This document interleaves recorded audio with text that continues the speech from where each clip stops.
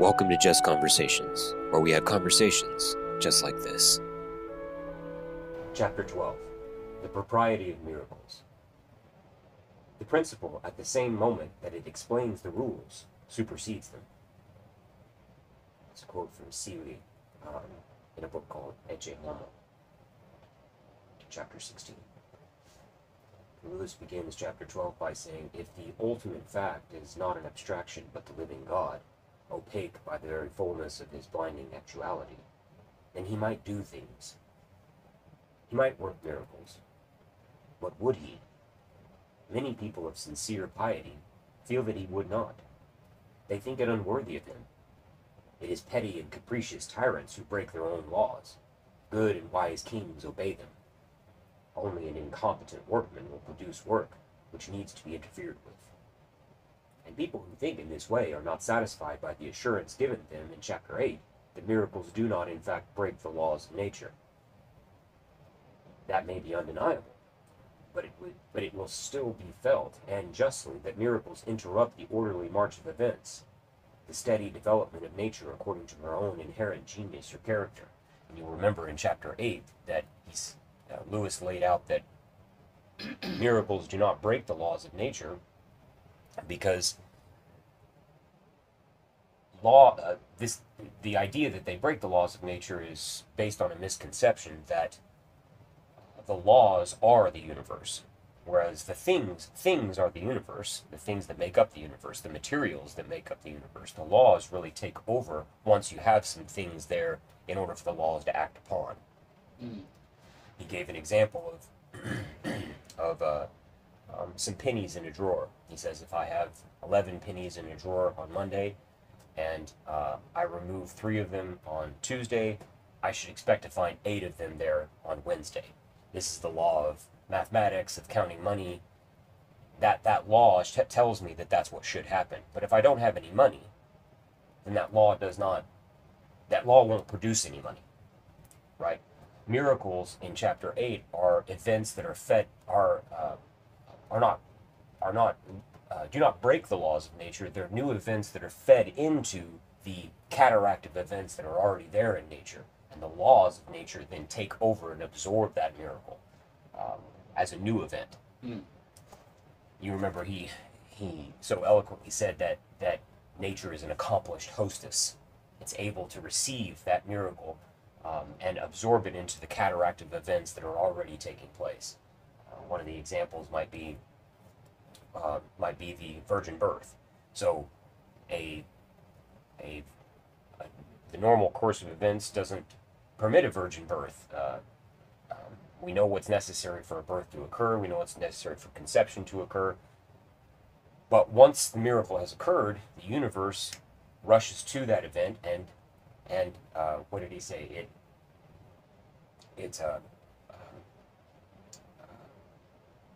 It makes that event at home. It makes that miracle at home. The normal laws of gestation take over, and 9 months later a baby is born. Now, the new event that's fed in is the miracle, but it doesn't break any laws. The laws, in fact, take over right away, and the baby is born 9 months later. So the Messiah magically appearing, let's say at the foot of Mary's bed, would be a breaking of the law. I don't even know that would necessarily be a breaking of the law. That would be like once the baby is there, the laws that govern space and time take over and absorb that event. I think that would be out of the character of God to do such a thing, but the point is that new events fed into nature is able to absorb and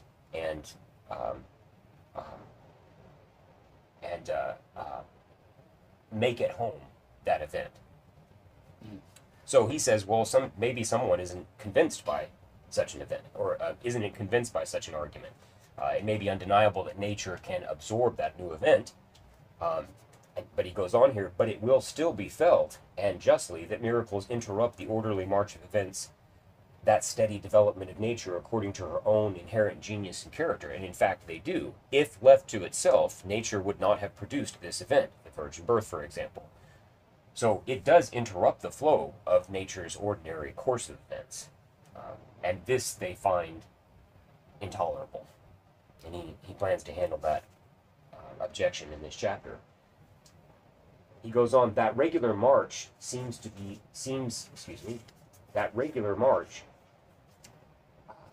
such critics as I have in mind more impressive than any miracle. Looking up, like Lucifer in Meredith's sonnet, at the night sky, they feel it almost impious to suppose that God should sometimes unsay what he has once said with such magnificence. This feeling springs from deep and noble sources in the mind, and must always be treated with respect. Yet it is, I believe, founded on an error. When schoolboys begin to be taught to make Latin verse at school, they are very properly forbidden to have what is technically called a spondee in the 5th foot. It is a good rule for boys because the normal hexameter does not have a spondee there. If boys were allowed to use this abnormal form, they would be constantly doing it for convenience, and might never get the typical music of the hexameter into their heads at all. But when the boys come to read Virgil, they find that Virgil does the very thing they have been forbidden to do. Not very often, but not so very rarely either. In the same way, young people who have just learned how to write English rhyming verse may be shocked at finding bad rhymes, i.e. half rhymes, in the great poets. Even in carpentry, or car driving, or surgery, there are, I expect, licenses, abnormal ways of doing things, which the master will use himself both safely and judiciously, but which he would think it unwise to teach his pupils. Now, I don't know poetry,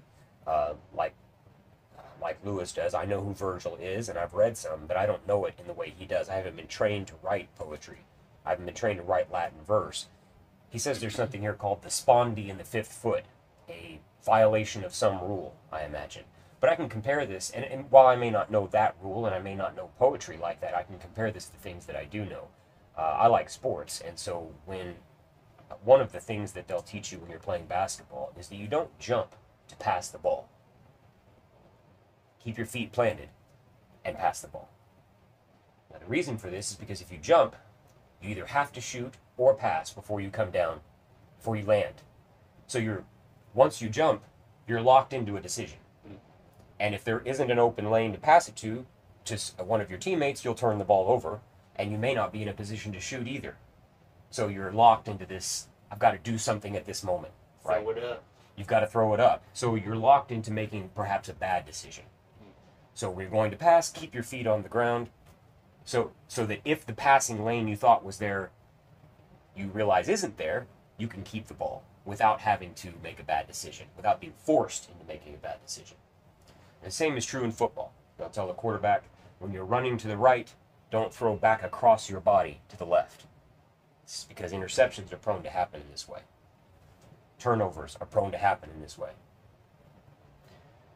And yet, if you watch the great masters of these sports, say with basketball, someone like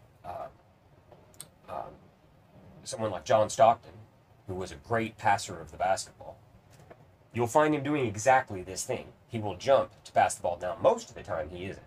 Most of the time he will pass while his feet are on the ground. But sometimes he does. And you don't think anything of it. Same with the great passers of football. You take someone like Peyton Manning, a quarterback. He, most of the time, will not run to the right and then throw back to the left. But he does sometimes. And nobody gets onto him for it, right?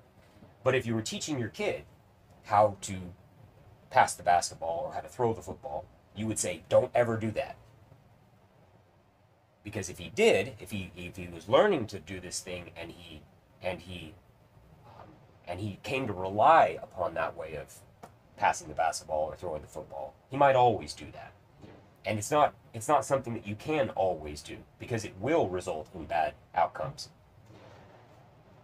I think that's how I relate to this when Lewis is talking about it. I don't understand poetry like he's talking about, but he doesn't stick to poetry only. He says this is probably true in carpentry and car driving and surgery also. There are ways that the student is taught something, and they're right, They're justly taught, don't do X or Y. But when the master is doing surgery or car driving or carpentry or basketballing, you'll see him doing those things sometimes. Not very often, but not very rarely either. This is how I relate to that concept. But I'm sure this is true of every field of study or every discipline. The master has control in a way that the student doesn't. This chapter starts off with the quote, "The principle at the same moment that it explains the rules supersedes them." There's a higher rule. Right? It's beautiful. Yeah, there's a higher rule, and that's what Lewis is talking about. And he's obviously going to relate this to God, and Lewis is going to relate this to God, and how God is supposed to have violated a rule that he made when he made the universe. Right? He spoke the universe into existence, and he compares it to a play that I haven't read, or a sonnet that I haven't read by someone named Meredith, where Lucifer looks up at the night sky and finds it irreverent or impious to imagine that God would unsay what he has once said. What an incredible way to put it, too. Yeah, because God spoke the universe into existence, much like the clockmaker winds the clock and lets it run. Right? The clockmaker knows the rules of time and has set the clock to run in such and such a way. What kind of clockmaker would he be if he jumped in there and threw a wrench into it? Right? Made an adjustment after the fact. Would the clock really be running at that point? Would it be running based on the rules that the clockmaker had designed in the first place? And if it wasn't, what kind of clockmaker is he? Is he prone to mistakes? Is he not a very good clockmaker in the first place? These aren't things you would think that someone would be able to say about God. If God is this perfect being, then he's perfect. Why would he need to unsay these things? Lewis goes on and says, "Now one often finds that the beginner, who has just mastered the strict formal rules, is over-punctilious and pedantic about them. And the mere critic, who is never going to begin himself, may be more pedantic still. The classical critics were shocked at the irregularity or licenses of Shakespeare. A stupid schoolboy might think that the abnormal hexameters in Virgil, or the half-rhymes in English poets, were due to incompetence. In reality, of course, every one of them is there for a purpose, and breaks the superficial regularity of the meter in obedience to a higher and subtler law. Just as the irregularities in the winter's tale do not impair, but embody and perfect the inward unity of its spirit. In other words, there are rules behind the rules, and a unity which is deeper than uniformity. A supreme workman will never break by one note or one syllable or one stroke of the brush the living and inward law of the work he is producing, but he will break without scruple any number of those superficial regularities and orthodoxies which little unimaginative critics mistake for its laws. The extent to which one can distinguish a just license from a mere botch or failure of unity depends on the extent to which one has grasped the real and inward significance of the work as a whole. If we had grasped as a whole the innermost spirit of that work which God worketh from the beginning to the end, and of which nature is only a part, and perhaps a small part, we should be in a position to decide whether miraculous interruptions of nature's history were mere improprieties unworthy of the great workman, or expressions of the truest and deepest unity in his total work. In fact, of course, we are in no such position. The gap between God's mind and ours must, on any view, be incalculably greater than the gap between Shakespeare's mind and that of the most peddling critics of the old French school.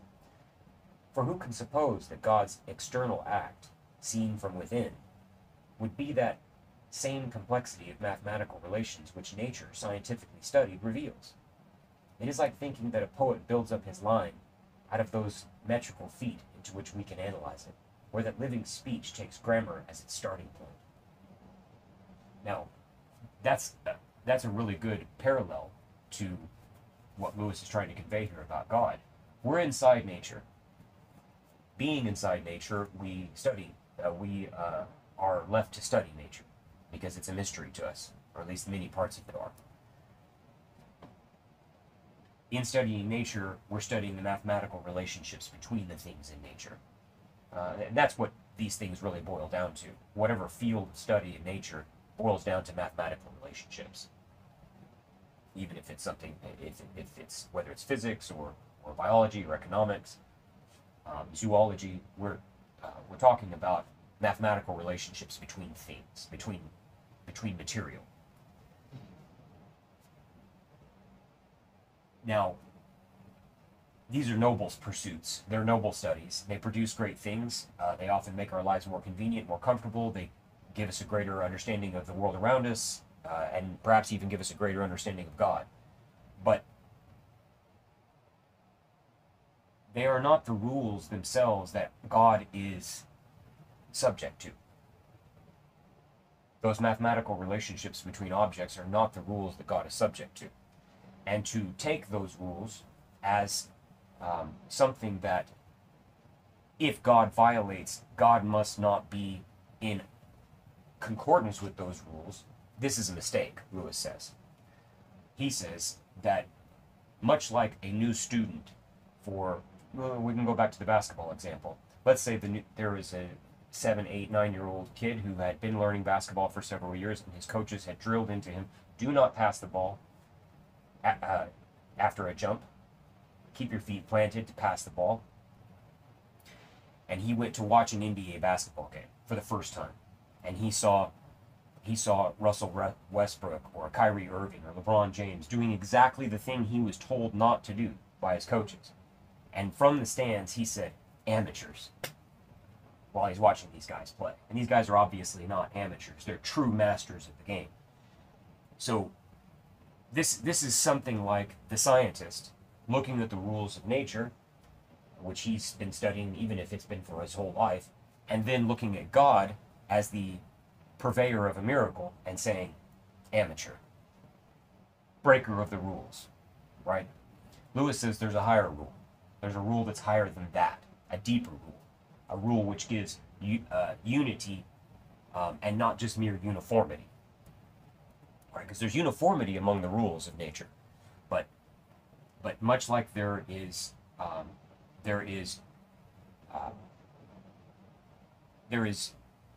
a particular uniformity to the rules that a coach might teach a new student in basketball, there's a unity which the master applies to those rules that sometimes appears to break them, but really provides a coalescence between all the rules, makes them come together in one moment where it's like, yes, technically you could say, pedantically you could say, he violated the rule there by jumping to pass the ball. But he was obeying a higher rule, a higher law, which was to transcend, perhaps for a moment, those laws that are so ironclad and hard and fast that you teach the newcomer.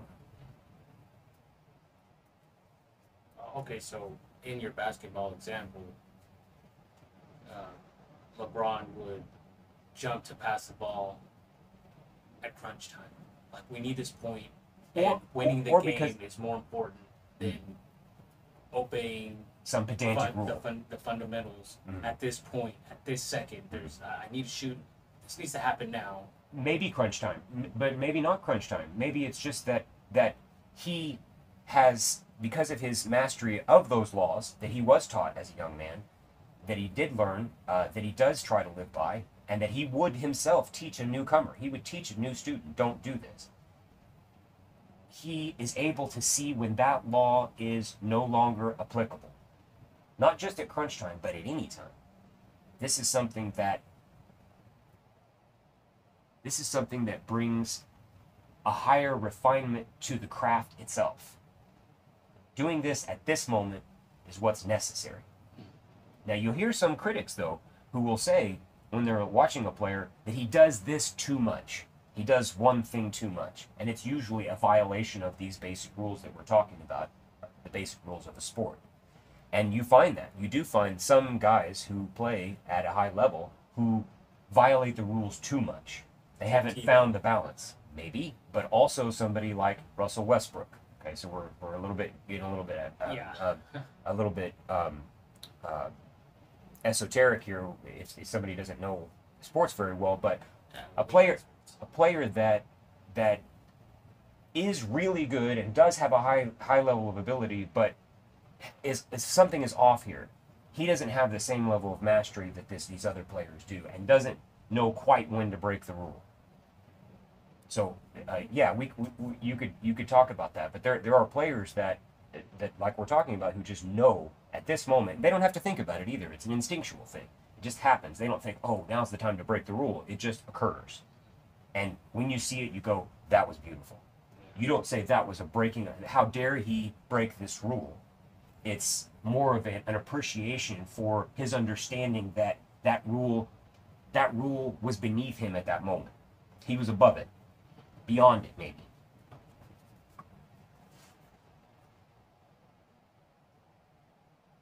He goes on here, Lewis does, he says,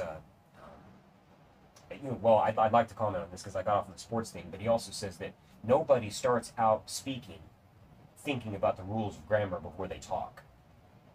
You just talk. You just speak. The rules of grammar sometimes are, even if you adhered to them when you were talking, you might actually not communicate what you meant to. And so because you have some mastery over the English language, or whatever language you happen to speak, you know when this rule doesn't apply here. I need to just say what I need to say. Now, if you were teaching a student how to write, you would say, don't do this, don't do that. But when we're speaking, those rules are not at the forefront of our minds when we're talking. We're just talking.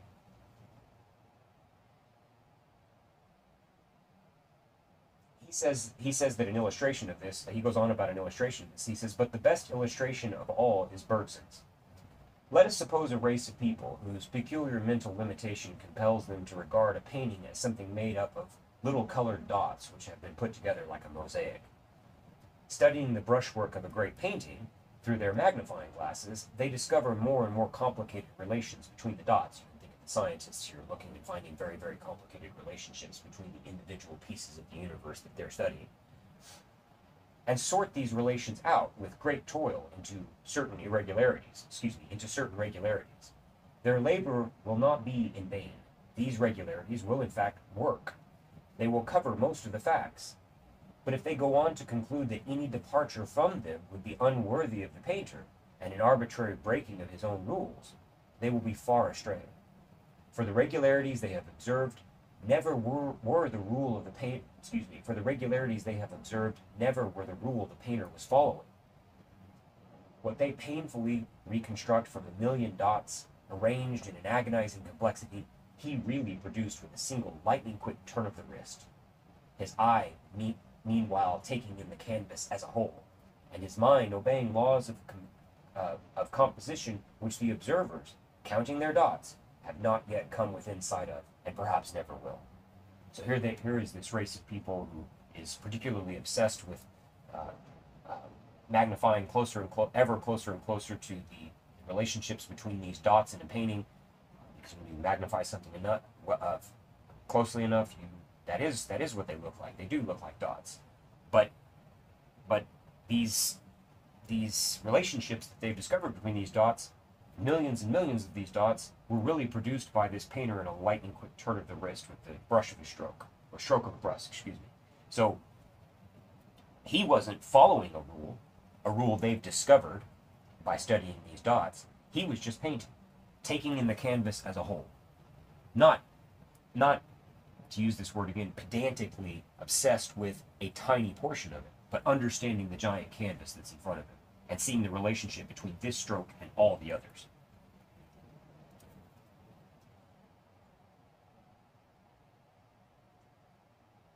I do not say that the normalities of nature are unreal, Lewis says. The living fountain of divine energy, solidified for purposes of this spatio-temporal nature into bodies moving in place and time, and thence, by our abstract thought, turned into mathematical formulae, does in fact, for us, commonly fall into such patterns. In finding out those patterns, we are therefore gaining real and often useful knowledge.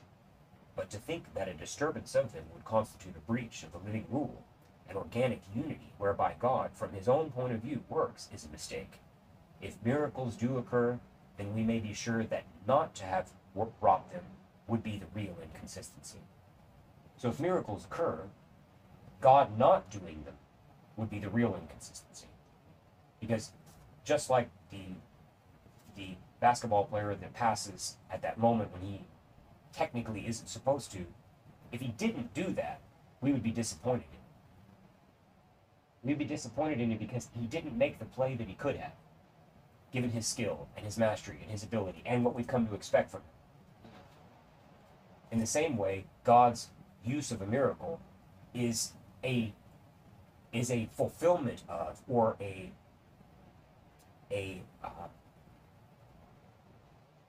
solidifying of his character and his purpose.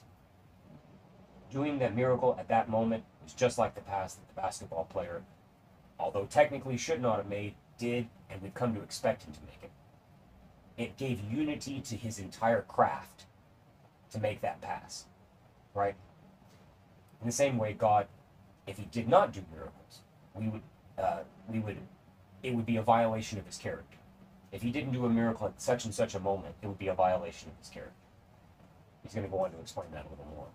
How a miracle can be no inconsistency, but the highest consistency, will be clear to those who have read Miss Dorothy Sayers' indispensable book, The Mind of the Maker. Miss Sayers' thesis is based on the analogy between God's relation to the world, on the one hand, and an author's relation to his book, on the other. If you are writing a story, miracles or abnormal events may be bad art, or they may not. If, for example, you are writing an ordinary realistic novel and have got your characters into a hopeless muddle, it would be quite intolerable if you suddenly cut the knot and secured a happy ending by having a fortune left to the hero from an unexpected quarter. It's like, where did that come from? It feels out of place, right? On the other hand, there is nothing against taking as your subject from the outset the adventures of a man who inherits an unexpected fortune. This is often what Charles Dickens does. Most of his stories are about that. Think of Little Dorrit, for example.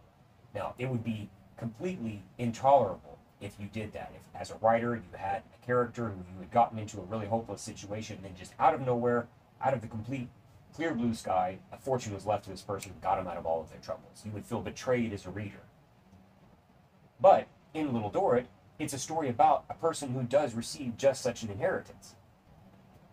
But the groundwork for that inheritance has been laid from the very beginning.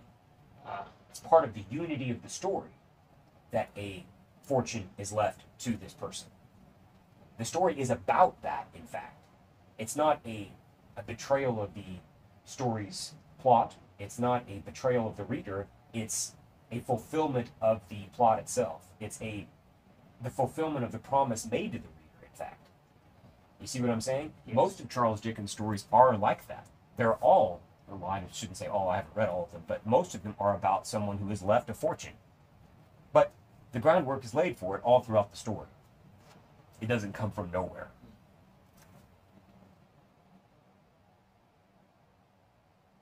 The unusual event, Lewis goes on, is perfectly permissible if it is what you are really writing about. It is an artistic crime if you simply drag it in by the heels to get yourself out of a hole. The ghost story is a legitimate form of art, but you must not bring a ghost into an ordinary novel to get over a difficulty in the plot. Now, there is no doubt that a great deal of the modern objection to miracles is based on the suspicion that they are marvels of the wrong sort, that a story of a certain kind, nature, is arbitrarily interfered with to get the characters out of a difficulty by events that do not really belong to that kind of story. Some people probably think of the resurrection as a desperate last-moment expedient to save the hero from a situation which had got out of the author's control. The reader may set his mind at rest. If I thought miracles were like that, I should not believe in them. If they have occurred because they are the very thing this universal story is about. They are not exceptions, however rarely they occur, not irrelevancies.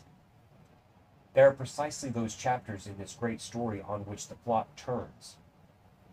In the same way as the character receiving an inheritance at some point in the story is what the story is about. If the inheritance wasn't left to the character in the story would be incomplete. In this way, a miracle is what the whole plot is about. Specifically, he mentions the resurrection. The incarnation and the resurrection of Christ are what the whole story, this is what the Bible claims, are what the whole story is about.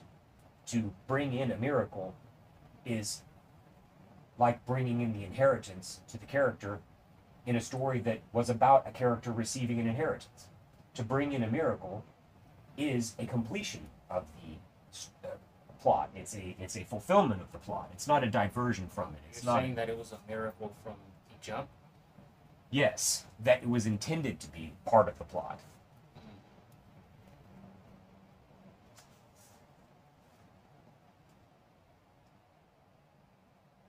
They are precisely those chapters in this great story on which the plot turns. Death and resurrection are what the story is about. And had we but eyes to see it, this has been hinted on every page, met us in some disguise at every turn, and even been muttered in conversations between such minor characters, if they are minor characters, as the vegetables. If you have hitherto disbelieved in miracles, it is worth pausing a moment to consider whether this is not chiefly because you thought you had discovered what the story was really about. That atoms, and time, and space, and economics, and politics were the main plot? And is it certain you were right? It is easy to make mistakes in such matters. A friend of mine wrote a play in which the main idea was that the hero had a pathological horror of trees and a mania for cutting them down. But naturally, other things came in as well. There was some sort of a love story mixed up with it, and the trees killed the man in the end. When my friend had written it, he sent it, an older man, to criticize. It came back with the comment, "Not bad, but I'd cut out those bits of padding about the trees." To be sure, God might be expected to make a better story than my friend, but it is a very long story, with a complicated plot. We are not, perhaps, very attentive readers. So you can see that in this sort of humorous anecdote that he tells about his friend, and his friend really made the whole story about these trees that he had a horror of, and he was constantly cutting them down. He had some sort of madness, but when he sends it off to be read by an editor or a critic, the critic's like, not a bad story, but I'd get rid of that stuff about the trees. It doesn't really seem to have anything to do with the story. In the same way, he says, you, reader, you have this objection to miracles based on it violating some rules of nature, interrupting the flow of events, and this is something God just wouldn't do. God wouldn't do something like that because, like Lucifer said, why would he unsay what he has said? Lewis says this is probably because you have focused on the wrong things. You thought you knew what the story was about. Economics, and atoms, and politics, and so forth. But that's not really what the story is about. And after all, we're not very attentive readers. The story has a deeper plot line. Lewis tends to introduce you to that plot line. The Bible intends to introduce you to that plot line. God's hand out to man to reconcile his relationship to man intends to introduce man to that plot line. This is what the story is really about, and you've just missed it. This is why you have such petty objections to things like miracles or the existence of God in the first place. Because you've mistaken the plot of the story. Missed the plot, if you will. If you're enjoying the content here at Just Conversations, please subscribe, share this video, and leave a like or a comment.